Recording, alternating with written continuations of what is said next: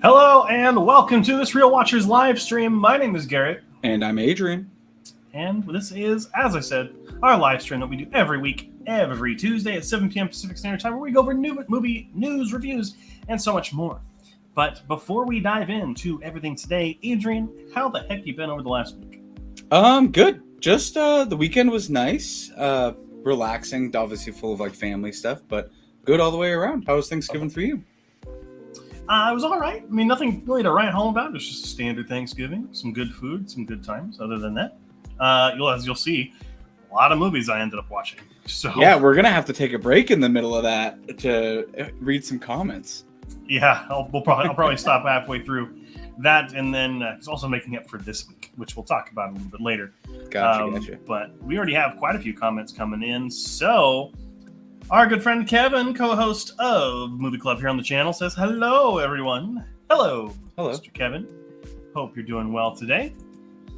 Our good friend Nadia from Horror and More, which, by the way, Nadia has hit 2,000 subscribers. So congratulations to our good friend. Absolutely deserve it. What it do? It doing good. And both of them are asking, saying, whoa, new background, and what room is that? This is the same room. That's just where I used to sit, but I'm currently at my new desk. There's the same background over there. Just shuffling some things around. Hey, gotta try it out. I just thank you as well. You're very welcome. Absolutely. You 100% deserve it. We are any like more subscribers you get, we just get more proud of you. So, alrighty. Zach says casual body bag in G's background. Yeah, that's my body bag for after this weekend.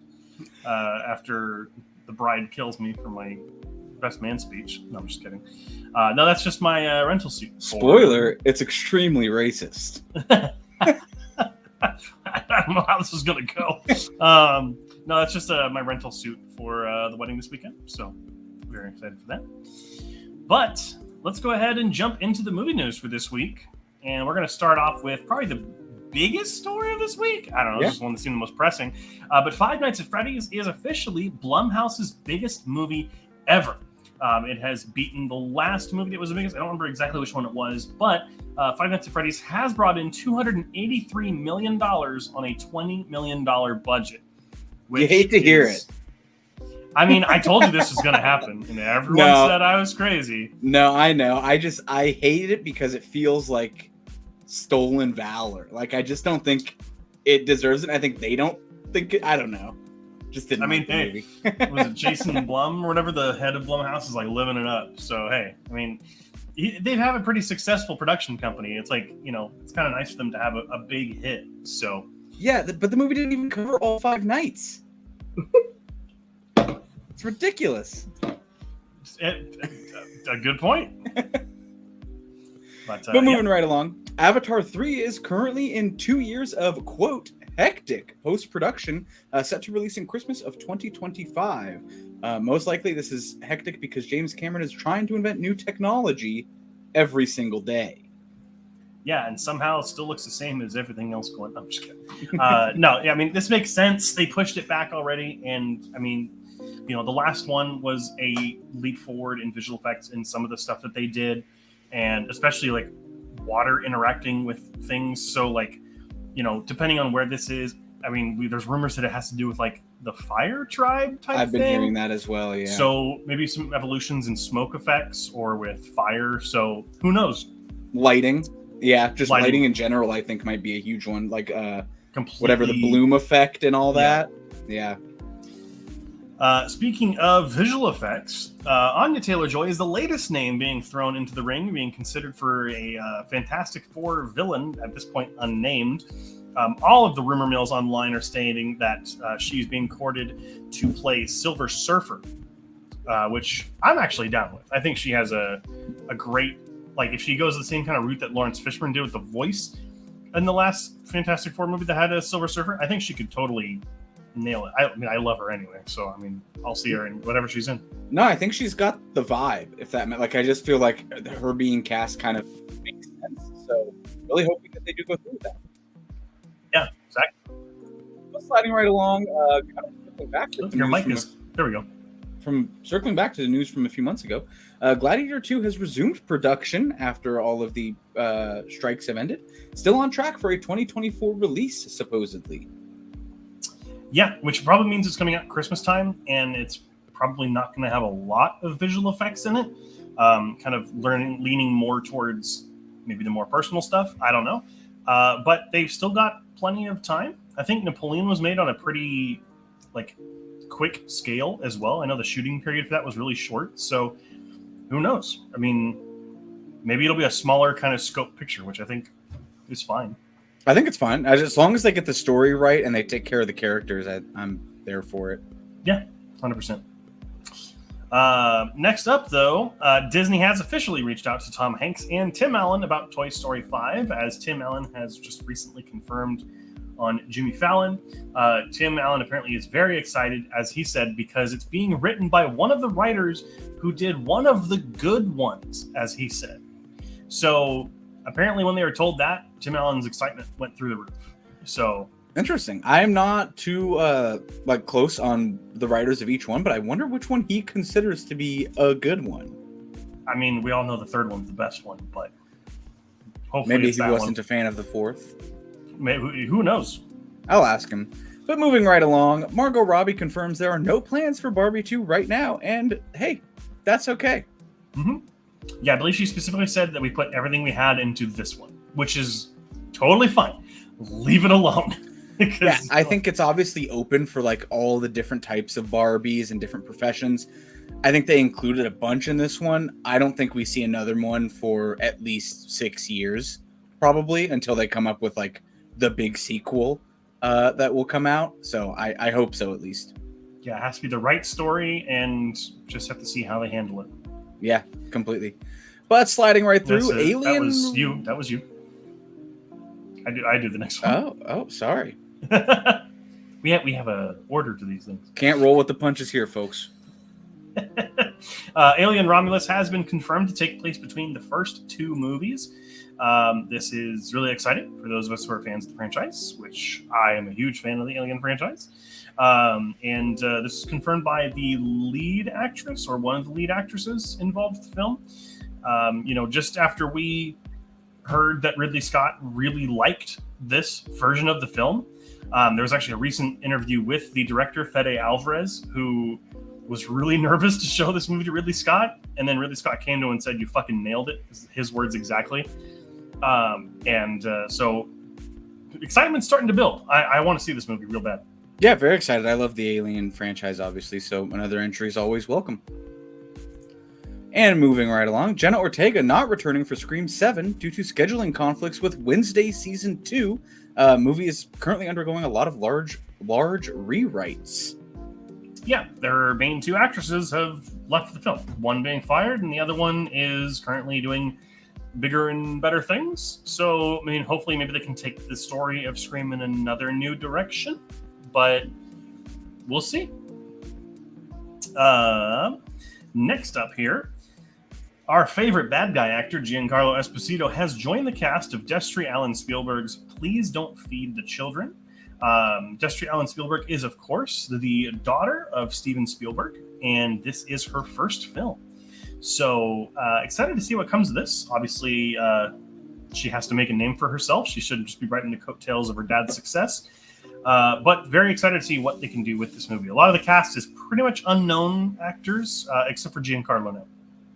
Yeah, no, I think it's exciting. I feel like it's always a good chance to prove yourself and see if you can stand apart from the name. And I feel like that makes sense. So all for it. I guess we'll see how it comes out. But moving along, Christopher Nolan confirms he's not directing the next Bond film, which was a big rumor that was circulating about a month ago. Everyone was kind of talking about it along with the Idris Elba casting. But it seems like he has confirmed that will not be happening. Yeah, I mean, he says that he would love to do it, but that is not his next film. Excuse me. I don't know what he's actually moving on to next, but...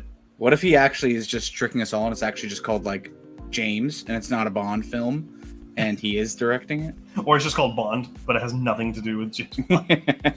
It's the Bond having to do with, time streams or something. I don't know. Yeah, I mean, I would have loved to see a Christopher Nolan James Bond movie, but I mean, hey, he's still somewhat young. We can hope for it. Yeah.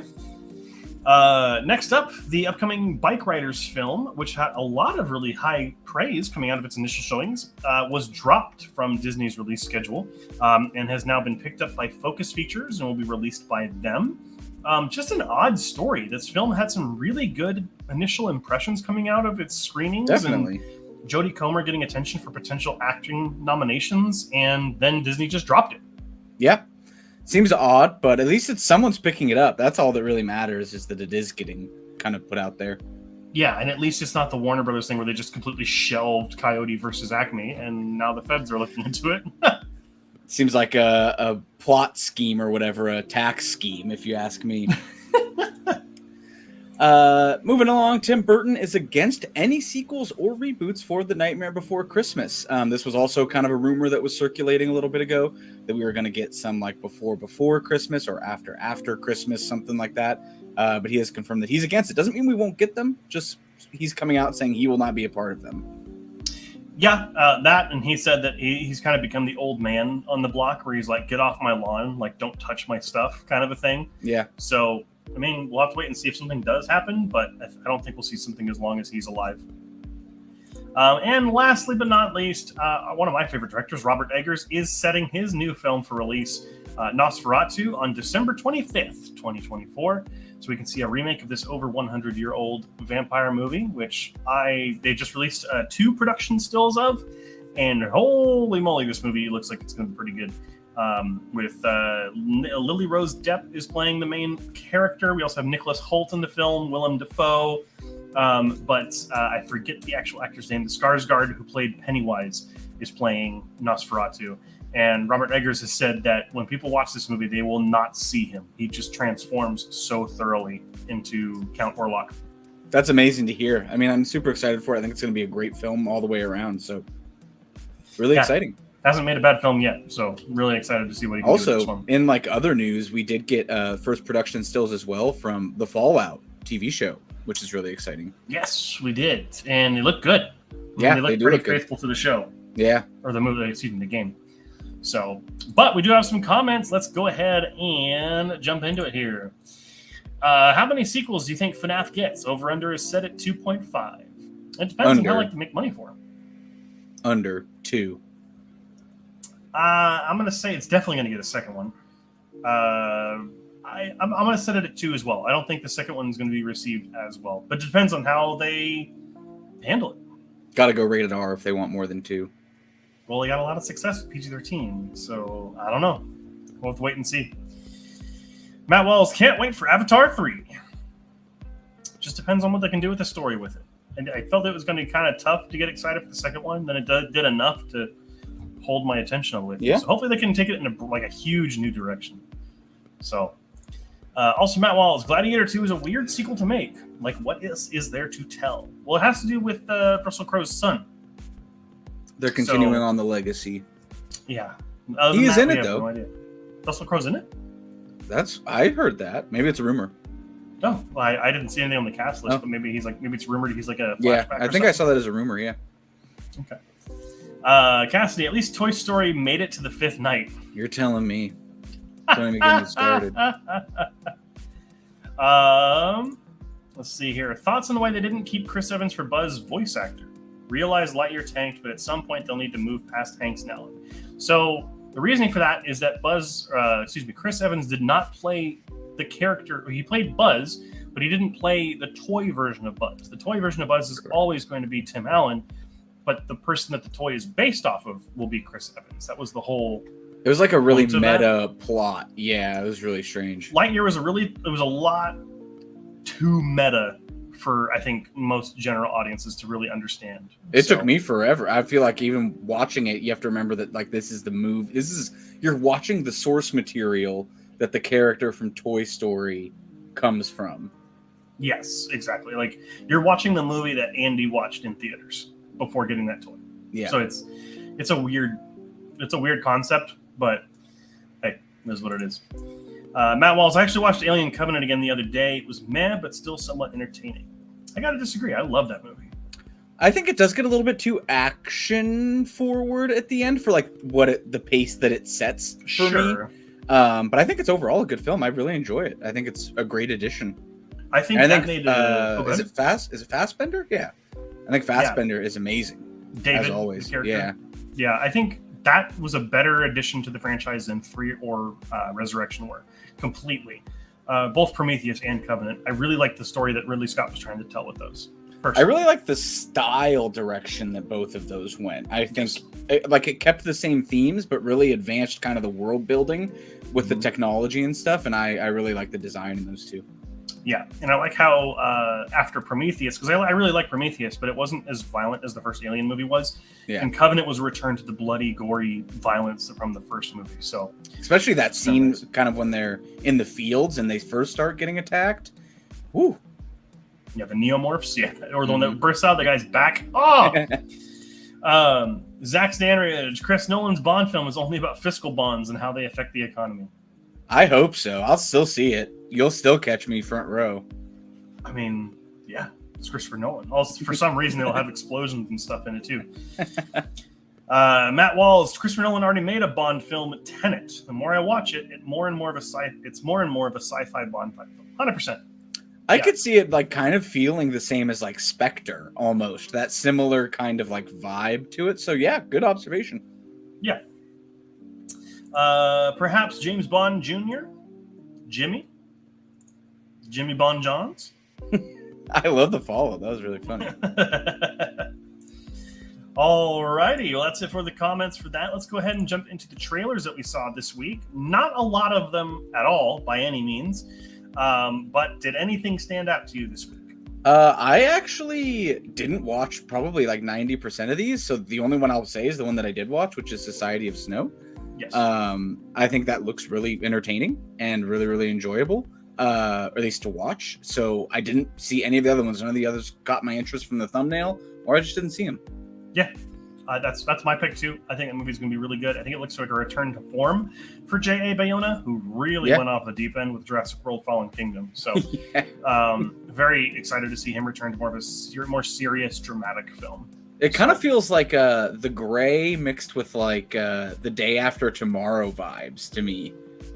Interesting, yeah. It almost because it's based on a true story, so it more so feels like.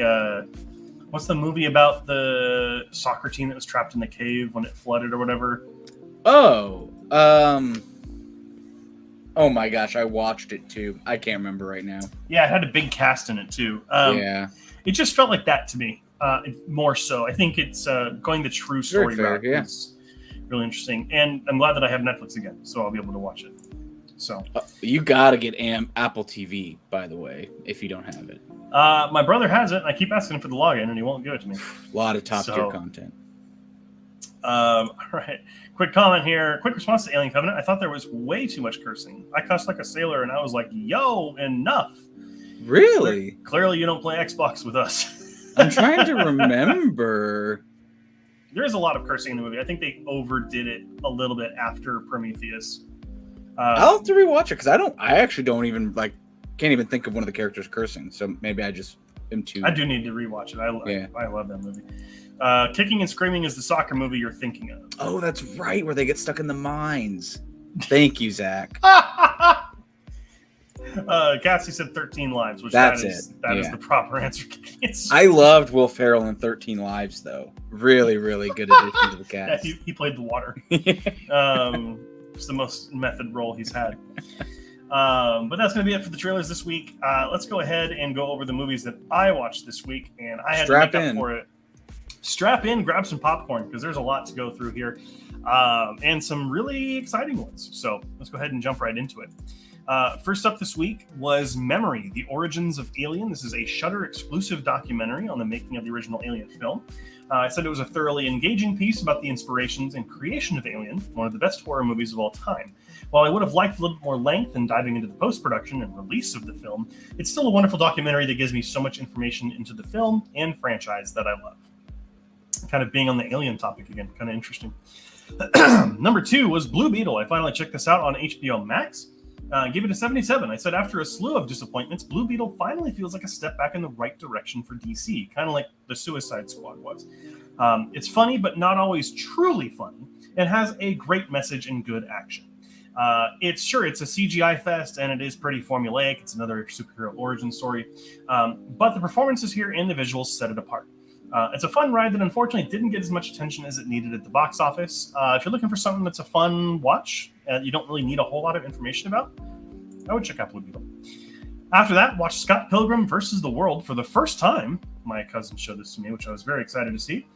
It was exceedingly well made and visualized. Scott Pilgrim is a visual feast. Its cast is having a great time as well. However, this film is definitely a one-time watch for me. I can't say that I'm a fan, but I certainly respect it. It's one of those movies, kind of like Adrian, when we did the podcast, you watched the Lord of the Rings movies and you could respect them, but you didn't really like connect with them, right? Yeah, I mean, that's 100% the exact same. I just didn't vibe, and that's fine. So don't get mad at me. There wasn't going to. But yeah, I'm not a fan of the movie, but I did enjoy kind of the behind-the-scenes stuff of it, or like how it was made. After that, went to the theaters and saw Saltburn, which is the sophomore effort from Emerald Fennell, who won the Oscar 2 years ago for Promising Young Woman. I said Saltburn is a wonderfully dark, modern gothic film that is full of great performances and great cinematography. While there's a lot this movie tries to say, it mostly sticks its landing and proves to be one of the weirdest and best movies of 2023 so far. Also, Barry Keoghan is Oscar-worthy in this film. If you're looking for something weird and interesting to watch, I recommend Saltburn. After that, I checked out Ma Rainey's Black Bottom on Netflix.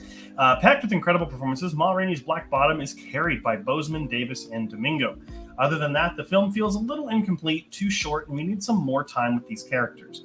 Being limited to 2 flat locations also hurts the film, which doesn't provide nearly enough for the actors to work with. It's a little too short. I think that does hurt the film overall. After that, I checked out A24's Bodies, Bodies, Bodies from last year and gave it a 50 out of 100. I said this really felt like A24's first letdown for me. I didn't feel any attachment to any of the characters, and the focus on Gen Z was just a little too annoying for me.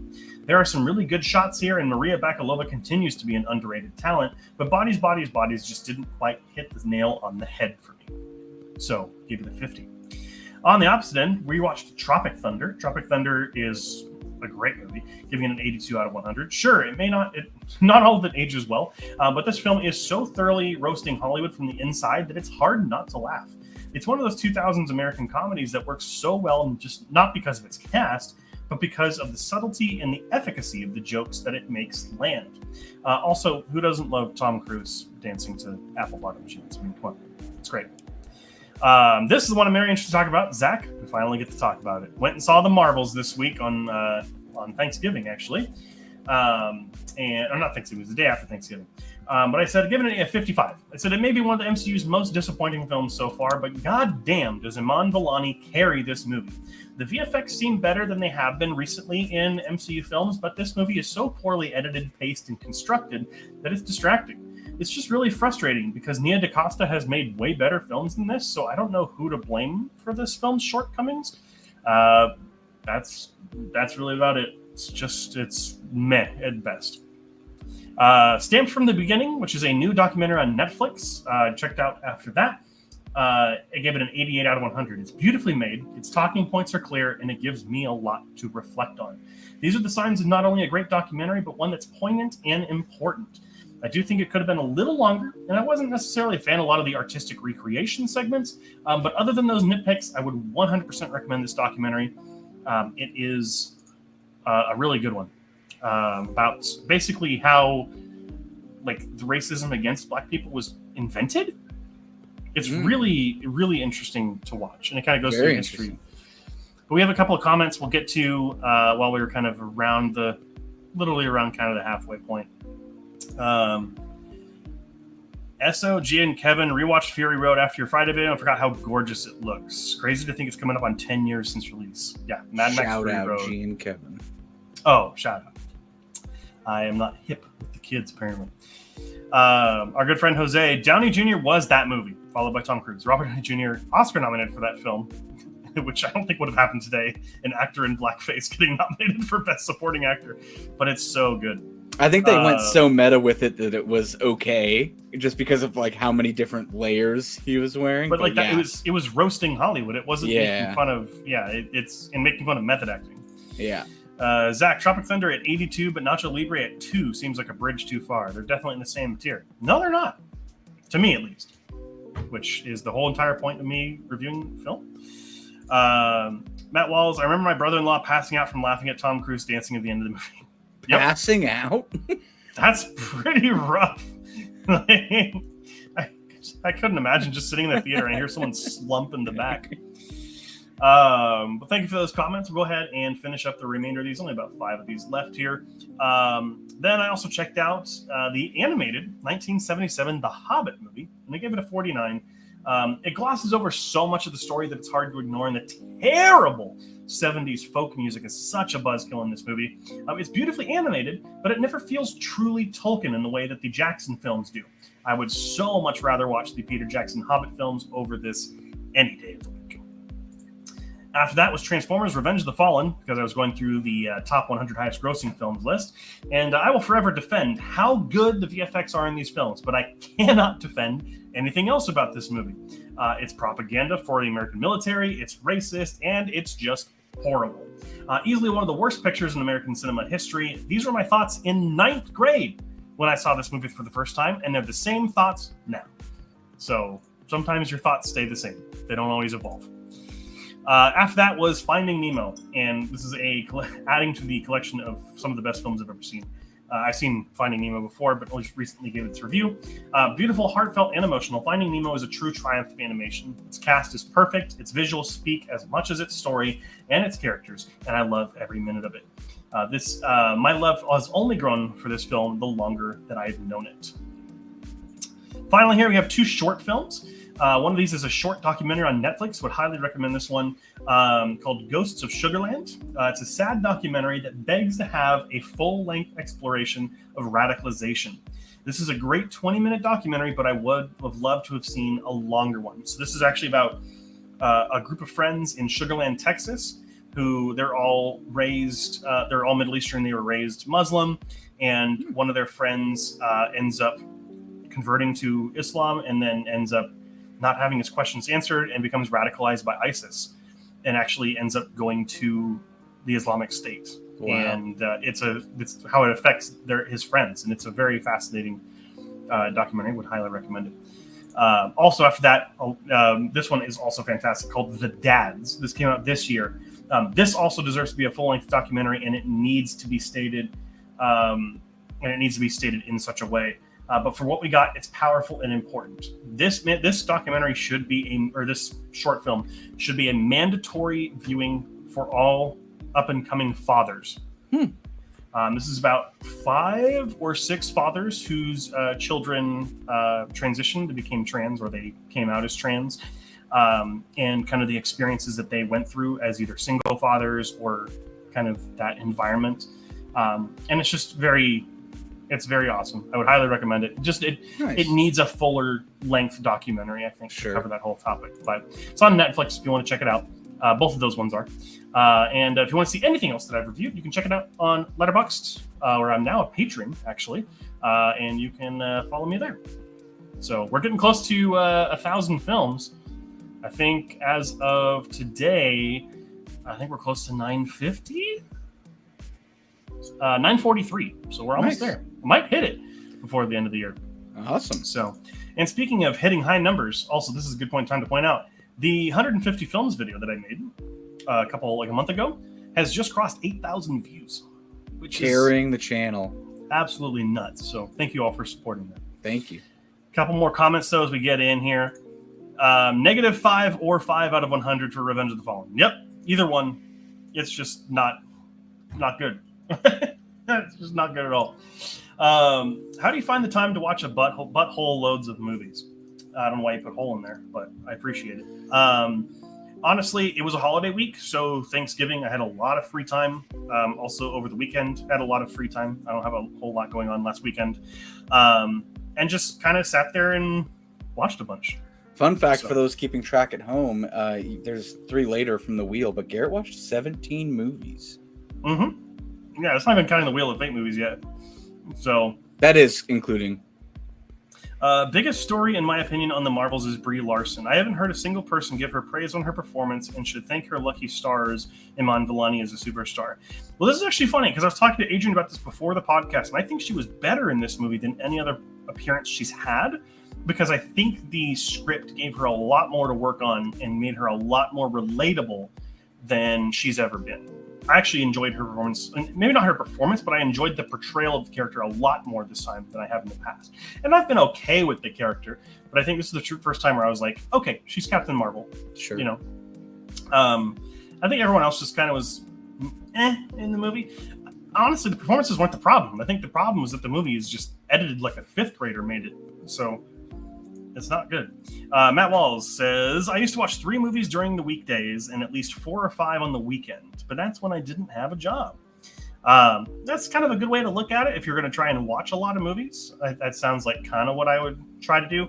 I typically try to watch 1 a day if I can, and if there's a day where I can't do 1, I do 2 on the following day. So Nadia says, I would lose focus on my 3rd movie. Sounds like a skill issue. Hey, Get good, Adrian, Nadia. Adrian said it. I did. Yeah. You also don't like it when movies are too long. So I can understand like not liking like watching too many movies in a row. I totally understand that. Awesome. All right. Well, enough about what Garrett watched. Let's go ahead and talk about what's coming out this weekend in case you want to go to the theater. Starting out, we have Silent Night coming out on Friday. A grieving father enacts his long-awaited revenge against a ruthless gang on Christmas Eve. This one feels kind of like a throwback to like a Liam Neeson type film, producers of John Wick. So make sure to check that out. Then we have The Shift. After a tense encounter with a mysterious stranger with otherworldly powers, a man is banished to a tyrannical parallel Earth where he fights to get back the woman he loves. This one also comes out on Friday.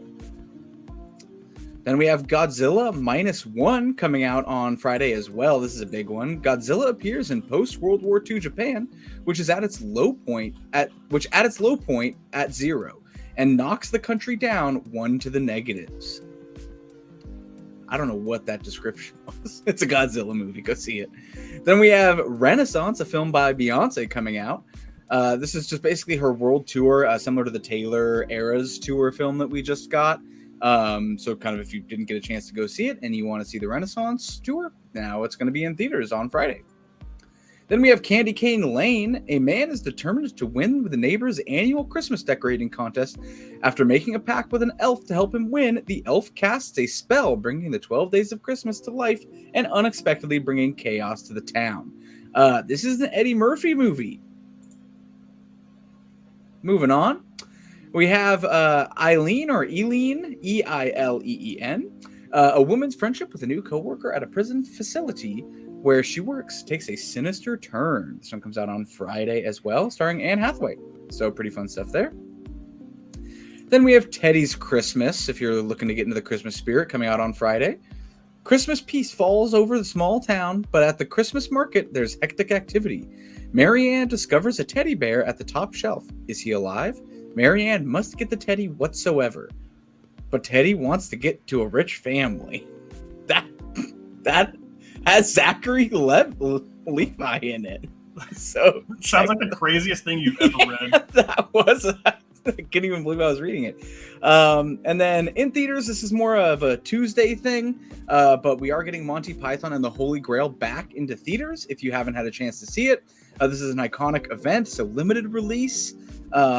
It's a 48.5-year anniversary re-release, which is exactly what Monty Python would do. If you're unfamiliar, it's a pretty historic comedy film. King Arthur and his Knights of the Round Table embark on a surreal, low-budget search for the Holy Grail, encountering many very silly obstacles. So again, that's going to be on the 3rd, so Sunday. And then I believe it's also opening on the 6th, only 2 days. So I think you got to catch it on one of those if it's playing near you. Yeah, definitely events when these re-releases happen. So if you have the chance to go see some of these old classic movies in theaters, highly recommend it if you have the time for it. But very excited about Godzilla -1 this week. Yeah, I really want to see it. There's a couple of YouTube reviewers who I trust, like they're pretty close in opinion to mine, and one of them said that Godzilla -1 is the best movie of the year so far. Nice, wow. Like above Barbie, Oppenheimer, and everything. Like this is the best movie of the year, and I'm like, that's a bold claim, but very excited to see it. It's coming to IMAX in my theater, so. Gonna love to see that. Real size Godzilla. We'll have to step away from the wedding on Saturday to go watch Godzilla. I'm totally kidding. My sister-in-law's gonna beat me to death if she finds out I said that. Wait, they're not doing a screening at the wedding? I gotta talk to the hotel. Maybe we can wiggle it in. Seems like a mistake. I don't know. Nadia says, Adrian, take a seat. Oh wait, you can't. Yeah, I can. Hey, proved you wrong. Matt Wall says, most defiantly, I think you meant to say most definitely, but most defiantly seeing Godzilla -1. Damn the haters! Against Defiantly all odds, seeing he will see Godzilla -1. Again, super excited for it. Godzilla Plus 2, the sequels. This isn't an American movie either. This is the Japanese version. But it looks equal in quality, which is amazing. I'm so excited about that. Godzilla -1 plus 4. That would be 3. Because I could still do math. And Cassie says, Adrian's reading is giving Colin Jost. Thank you. That's a very big compliment. I appreciate it. She put a laughing emoji in there. So I don't know if that's a good laughing emoji or she's teasing you. He's one of the people that reads on Weekend Update for SNL. He's one of the hosts. Honestly, between him and Michael Shea, is the other guy? Hmm? Yeah, they're the only reason I would watch SNL. They're They're fantastic, yeah. If anything, I feel like they should be given the Daily Show. I think that would be a great fit. Whoa, that'd be an interesting transition. I'll pitch it.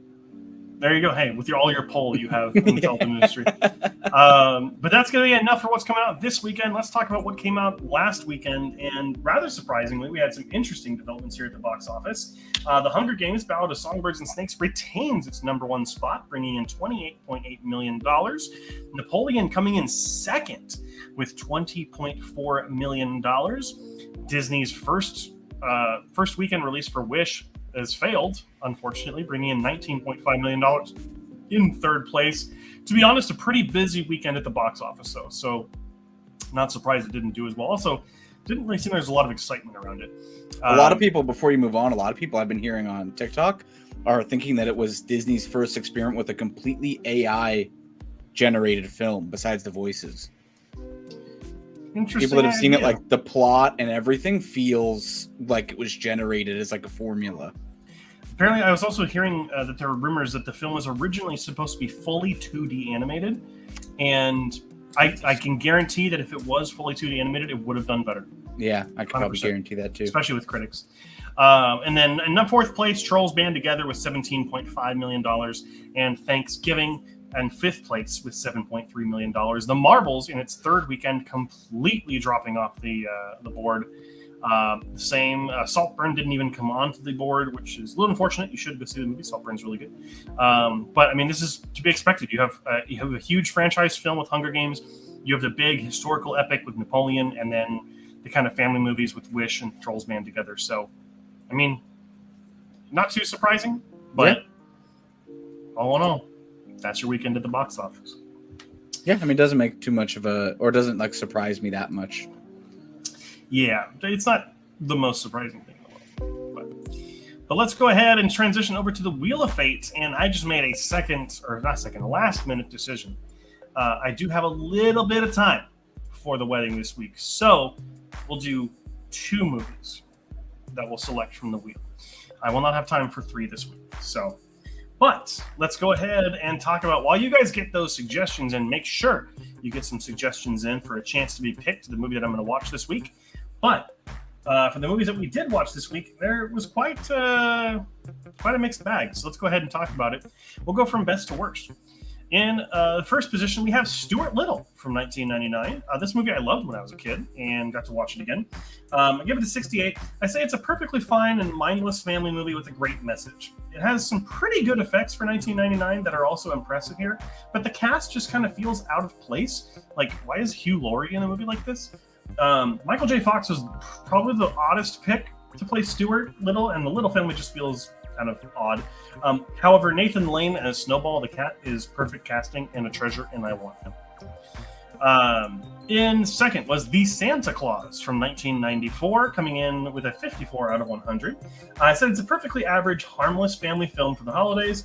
Aside from a good Tim Allen performance, everything else just feels okay. The story, the side characters, situations, these all just happen without any real pomp or circumstance, and it just feels very meh. It's a 90s comedy movie. Take that what you will. Not bad, not terrible either. If you're looking for a holiday movie, you should probably wait for a upcoming movie club episode. But this is not a terrible pick either, especially if you have younger kids. And then lastly, we have Polly from 1998. I said that this was a wholesome and inoffensive movie for families. But that aside, this movie just didn't do anything for me. I didn't really feel connected to any of the characters. I'm not going to remember this movie after today. It's just your typical skippable 90s family movie. It just doesn't feel like it's trying to do anything to break the mold. It's, oh, we've got a talking animal with hijinks and shenanigans, and there's a backstory that might make you cry. It just feels very formulaic. But it's like, there's so many other better movies that you could show your family, but like, this one will not hurt either. Like, this is a short movie as well. You could throw it on. It'll for most people, will probably find it pretty enjoyable. For me, it just didn't stick the landing. So, but that's it for the 3 movies that were selected this week. Reminder, we are only doing 2 this week. Correct. Cassidy is late with all of her recommendations, so I am catching those up. We will be taking no more. Cassidy. Alrighty. We'll go ahead and cut off suggestions so that Adrian can get them in. No more suggestions, please. Okay. Let me go ahead and share my screen here. So what 2 movies will I be watching this week? We'll find out real quick here. And we are shuffling. And we're spinning the wheel.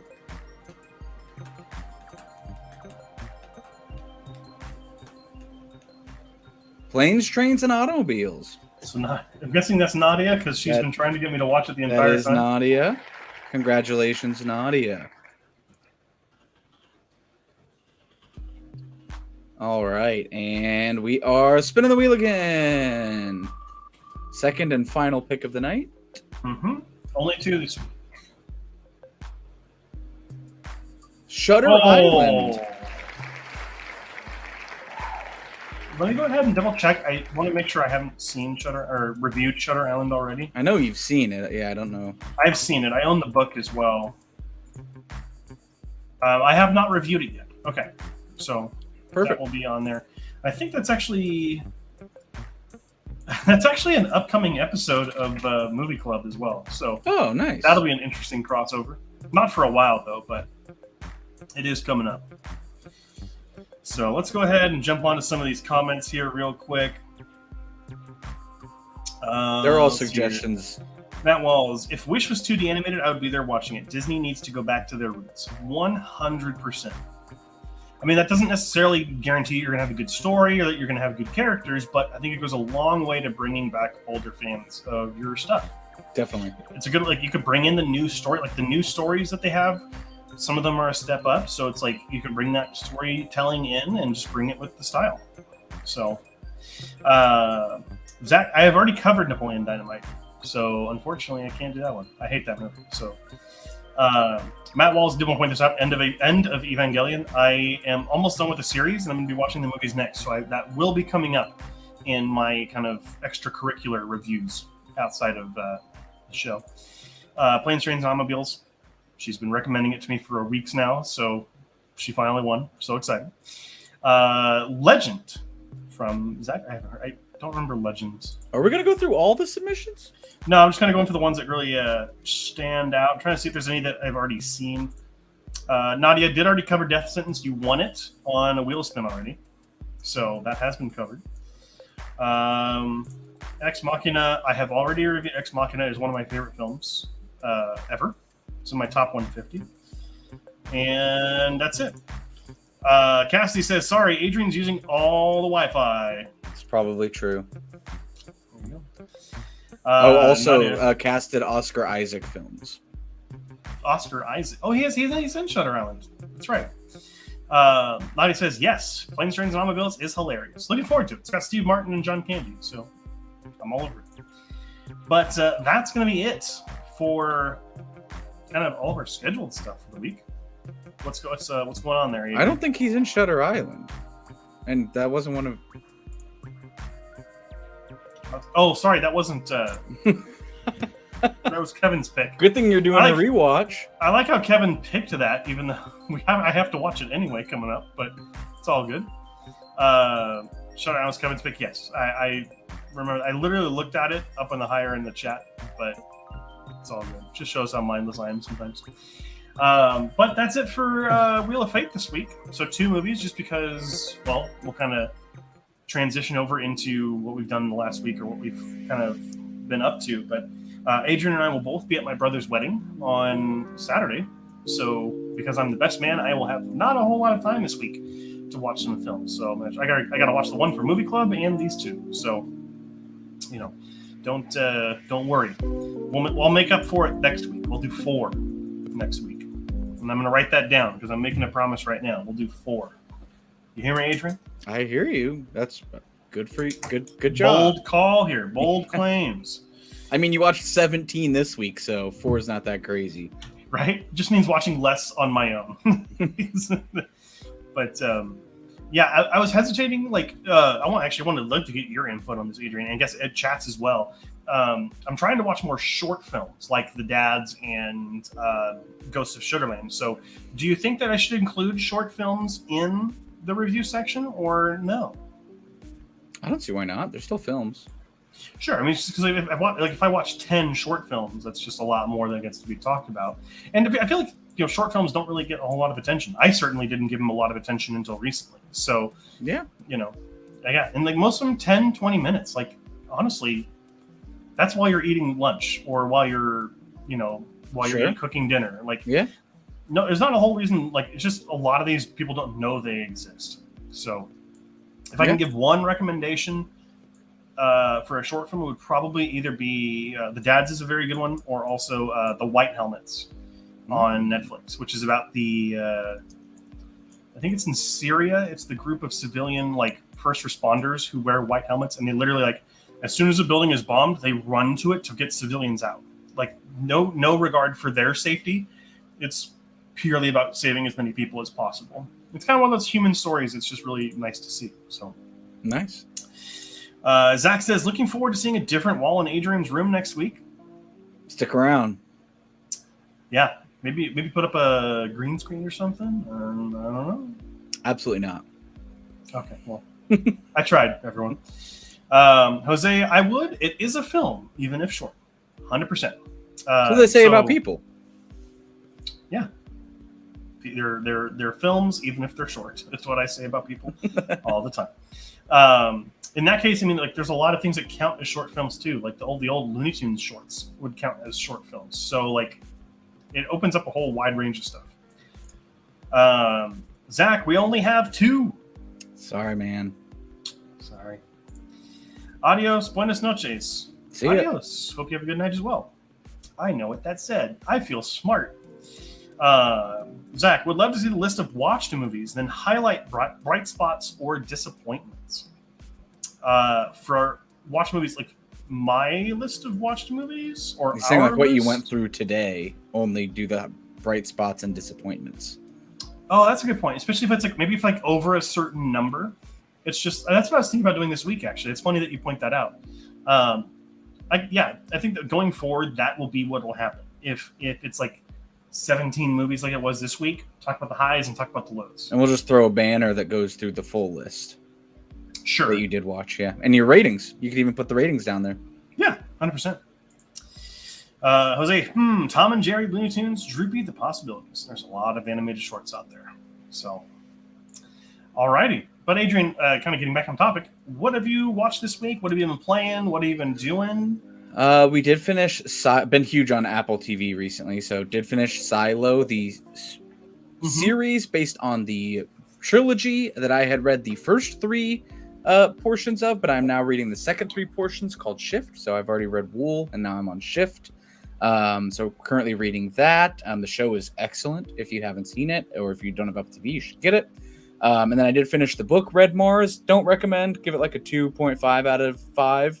It just wasn't good. Really, really boring. I mean, good technical stuff, but found it droning, to be honest. And then also watching For All Mankind on Apple TV, which is a, I guess historic reimagining if Russia had made it to the moon first. This which alt is history, right? Yeah, it's really, really good. CGI could be a little better, but I give it credit because the idea is so strong, and I imagine it didn't get the most backing. Kind of similar to Man in the High Castle, right? Where it's like Less alternate history and like going forward from that point. But less I don't know.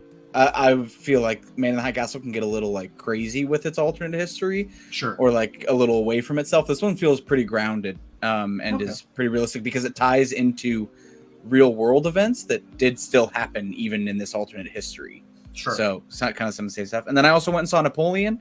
Definitely felt like it was its length, but actually right when it ended, I feel like I need the 4-hour cut.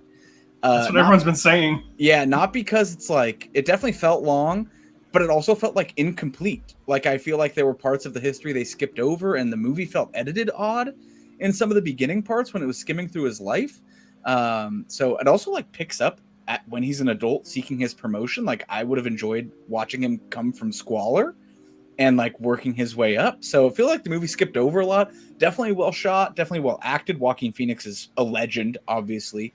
But I need the 4-hour cut. So if it does come to Apple TV, that's where I'll be watching it.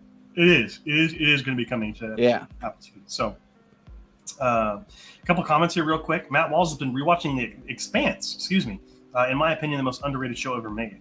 I've heard nothing but good things about it. It is very good. The books are also really good. If you get a chance to read them, they are very, very exciting. I think like the show goes through the first 3, maybe, but really, really good stuff. The show is incredibly shot and really well done.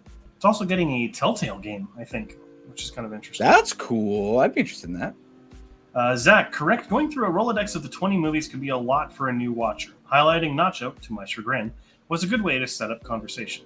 100%. Yeah, I get that. Kind of have like Adrian saying, like the rolling one underneath of everything that's not like worth mentioning. And then, yeah, I think it just depends on how many movies there are. I'm going to say anything over 10 probably would be probably the safest bet. But we'll play around with it. So, as for me, you saw all the stuff I watched this week. Just mostly been doing a little bit of playing Xbox here and there with Kevin and Nadia, actually, who are in our chat. Or I think Nadia was in the chat, but I think she's left. But I'm playing a lot of Xbox with that, and then getting ready for the wedding. So that's really been about it for now. So awesome. Zach says, is it a hot take to think that Joaquin Phoenix is a bit overrated? Definitely not an iconic actor, in my opinion. I definitely got to disagree with you. I think he's one of the best actors of our current generation. I would say I could see the overrated bit, like he is kind of everywhere and people really hype it up. But I do think he is that good. Like watching Napoleon, you don't see Joaquin Phoenix at all. He is completely a different person in that role, and it's pretty incredible.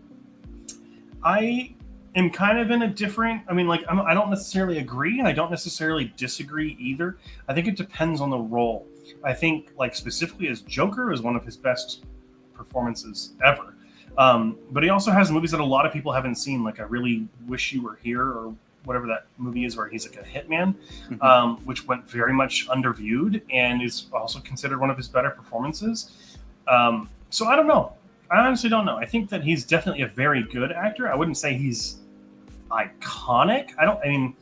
I struggle to say that anyone who's still acting today, like who acts today, is iconic. Like when I think of someone who's iconic, there's very few living people who I would consider to be iconic. Harrison Ford's iconic. Steven Spielberg's iconic, but he's a director. Like just a different category, yeah. But like, I'm trying to think of like people who are alive that I would consider sure. iconic. Denzel Washington, I would say, is iconic. Maybe I think he's probably a little bit more. Oh, look at there's a kitty cat. Kevin says, "Ready when you are." Rushing along the earlier show. Rushing along the stream. All right. Real professional of you.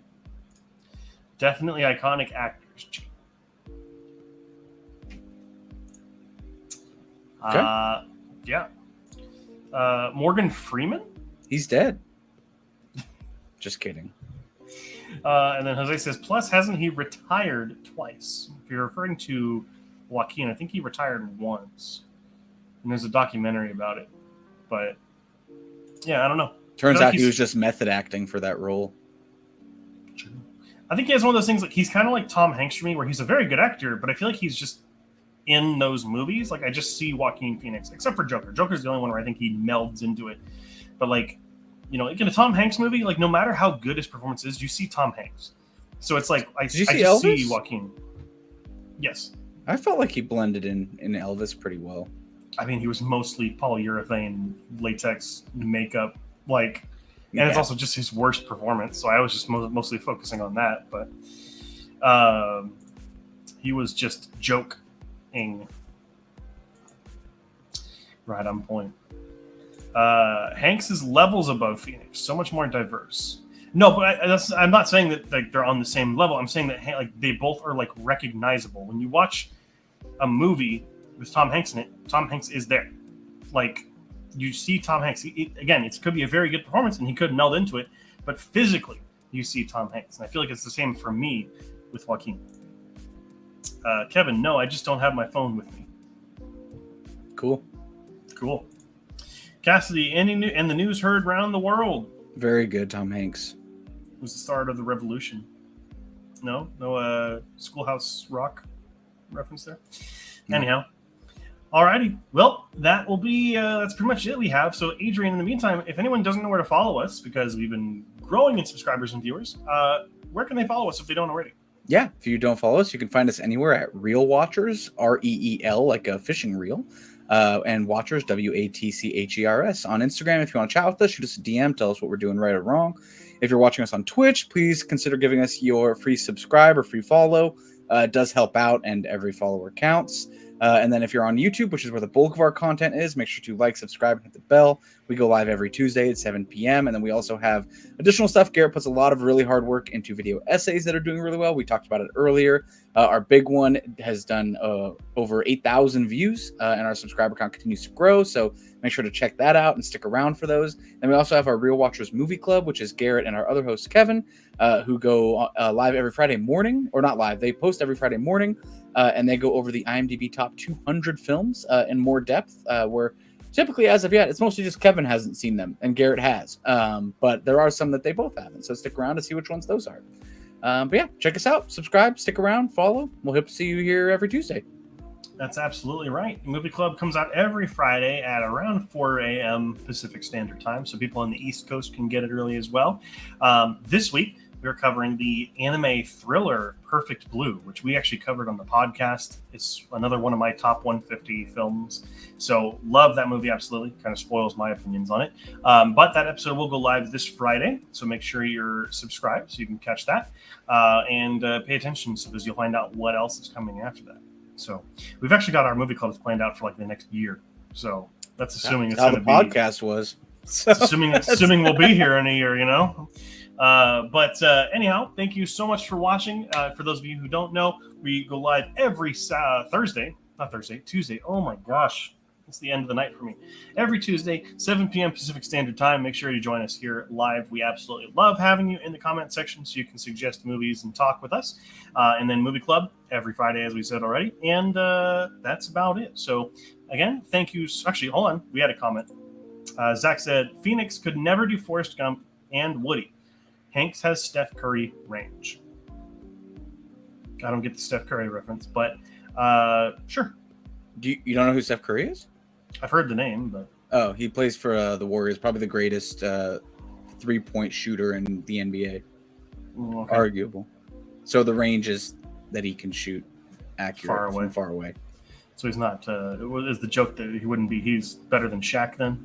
Because Shaq couldn't shoot three-pointers or something? I don't know. I just remember that every time when my friends and I would play basketball out in the court, someone would say Kobe when they made it, and then Shaq when they missed. So... Huh. All right. That's all I remember.